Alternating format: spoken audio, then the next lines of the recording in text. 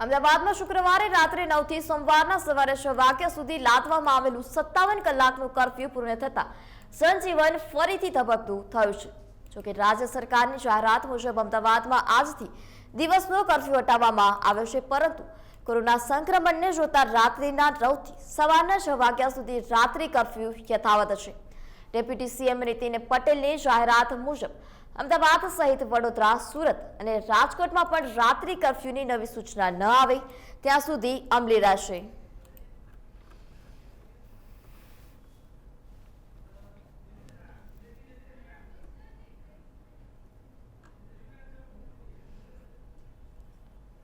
ગુજરાતમાં જે રીતે સતત કોરોનાના કેસમાં વધારો થઈ રહ્યો છે તેને લઈને અમદાવાદ મ્યુનિસિપલ કોર્પોરેશન દ્વારા જે 2 દિવસનો કર્ફ્યુનો નિર્ણય લેવામાં આવ્યો છે, ત્યારે પછી આજે એ કર્ફ્યુનો સમય જે છે આ સવારથી પતી ગયું છે અને અત્યારે અમે અહીંયા ઉપસ્થિત છીએ અમદાવાદના એસજી હાઈવે ઉપર।